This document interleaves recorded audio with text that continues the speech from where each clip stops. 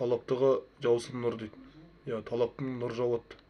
Адам ең жаман талапсыз дейді. Талапсыз адамға ештеңе болмайды. Талаптану арқылы адам жетістікке жетеді. Талабымыз жақсы болса, сол талабымызға қарай берекелі болады. Берекенің негізі саудада ғой. 10 береке бар дейді, 9 саудада дейді, біреуі малда деп айтады. Адал сауда арқылы сіз кәсіп бастай аласыз. Ол кәсіп арқылы отбасыңызды асырай аласыз. Қара жұмыстан шаршасаңыз, бастапқыда бұны қосымша жұмыс ретінде бастап көре аласыз. Одан кейін әрі қарата өзіңіз ойланып жатасыз. Кәсіпті, осы кәсіп туралы.